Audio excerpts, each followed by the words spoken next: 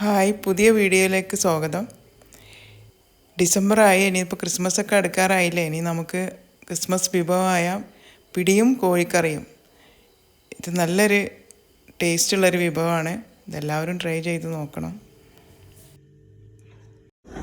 അതിന് 2 കപ്പ് അരിപ്പൊടി,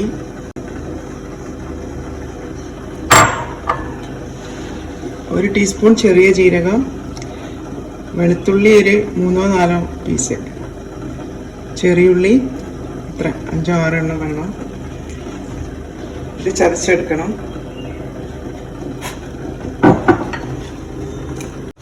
നമുക്കിതൊന്ന് ചതച്ചെടുക്കാം. അരിപ്പൊടിയിലേക്ക് ഇടാനുള്ള വെള്ളം തിളക്കുന്നുണ്ട്. അതിലേക്ക് ഇതിടാം. കുറച്ച് ഇതിലേക്ക് ഇടാം, കുറച്ച് അരിപ്പൊടിയിലേക്കും കുറച്ച് അതിലേക്കും. പിന്നെ ഉപ്പ് പാകത്തിനിടാം.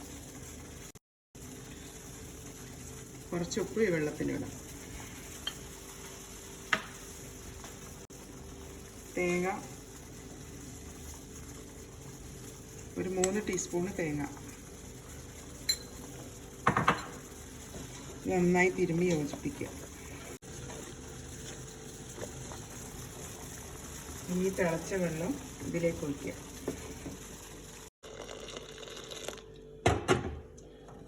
നോക്കിയിട്ട് ഒഴിച്ചാൽ മതി, ആവശ്യത്തിന് ഒഴിച്ചാൽ മതി.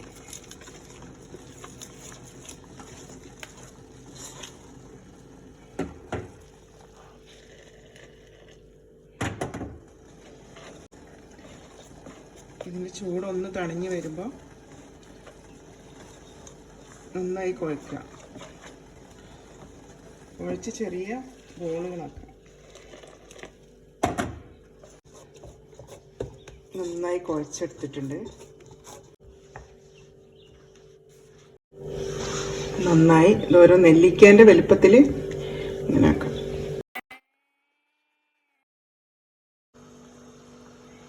ബോൾസൊക്കെ നല്ല വൃത്തിയായിട്ട് കിട്ടിയിട്ടുണ്ട്. ഞാൻ കുറച്ച് വെള്ളം തിളക്കാൻ വെച്ചിട്ടുണ്ട്. ഇതിലേക്ക് നേരത്തെ ബാക്കിയുള്ള ജീരക ഉള്ളിയൊക്കെ ഇട്ട് വെള്ളം തിളപ്പിച്ചത് ഇതിലേക്ക് ഒഴിക്കുക.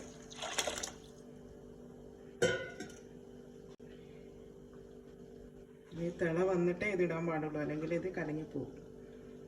അതിലേക്ക് കുറച്ച് കറിവേപ്പില. ഇനി ഈ പിടി വെള്ളത്തിലേക്ക് എടുത്തിടും. ഒരുമിച്ചിടരുത്, വേറെ വേറെ ഇടണം, അല്ലെങ്കിൽ ഒട്ടിപ്പോകും. ഇനി നമുക്ക് തുറന്ന് നോക്കാം. വെന്തോ നോക്കട്ടെ.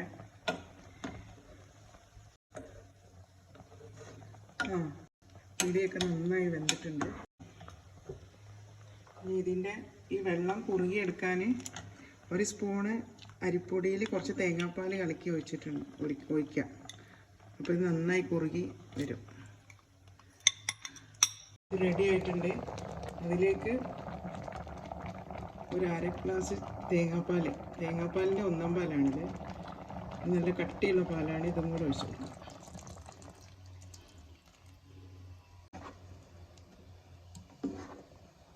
തിള വരുമ്പോഴത്തേക്ക് ഓഫാക്കണം. പിടി റെഡി ആയിട്ടുണ്ട്. ഇതിനി നമുക്ക് സെർവ് ചെയ്യാം.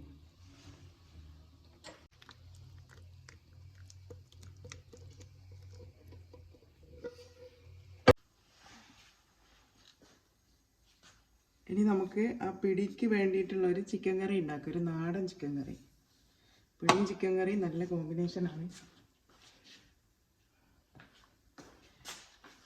ചിക്കൻ ഇല്ലെങ്കിൽ ബീഫോ മട്ടനോ നമുക്ക് ഇഷ്ടമുള്ളത് കഴിക്കാം. അതിന് 2 ടീസ്പൂണ് വെളിച്ചെണ്ണ ഒഴിക്കുക. അത് ചൂടായി വരുമ്പോൾ അതിലേക്ക് കുറച്ച് ഉലുവ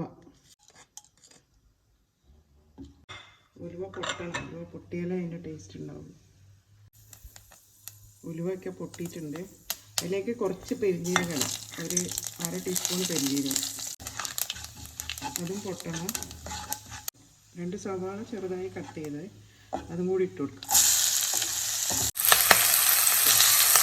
കുറച്ച് ഉപ്പിട്ട് കൊടുത്താൽ സവാള നന്നായിട്ട് വഴങ്ങി വയ്ക്കും.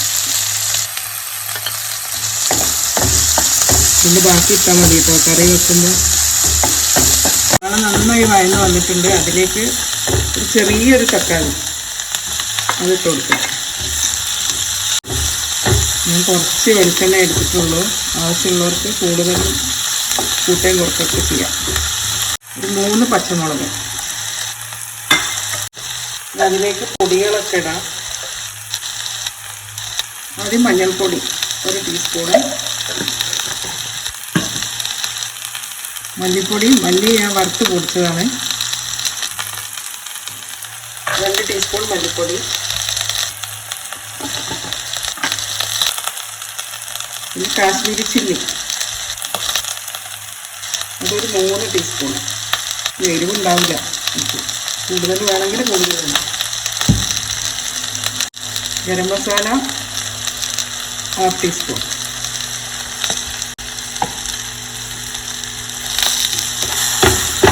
നന്നായി മിക്സ് ചെയ്യാം.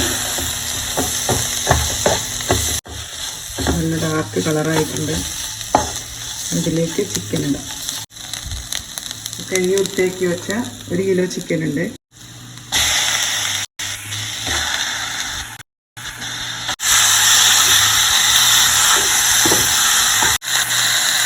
ആവശ്യമുള്ള ഉപ്പിടാം. ഞാൻ കല്ലുപ്പാണ് എടുത്തത്. 1 ടീസ്പൂൺ മതി. കല്ലുപ്പാകുമ്പോൾ കുറച്ച് മതി. പൊടിയുപ്പാകുമ്പോൾ കുറച്ച് കൂടുതൽ ഉപയോഗിക്കേണ്ടി വരും. ഞാനിവിടെ തേങ്ങാപ്പാലിലാണ് വെക്കുന്നത്. ഇതൊരു തേങ്ങേൻ്റെ പകുതി ചെറുവി അതിനെടുത്ത പാലാണ്. അത് ഒഴിക്കാം.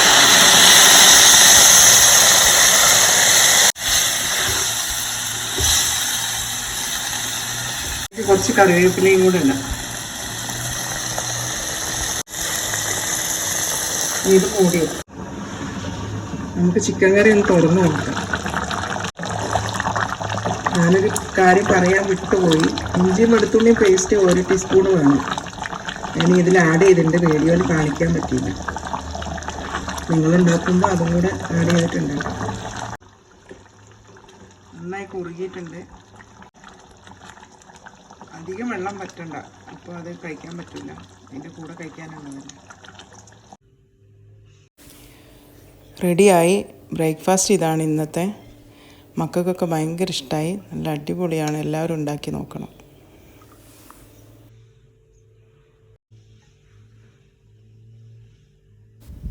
നല്ല ടേസ്റ്റ് ഉണ്ട്. തേങ്ങാപ്പാലും ചിക്കനും എല്ലാം കൂട്ടി കഴിക്കുമ്പോൾ അടിപൊളിയായിട്ടുണ്ട്.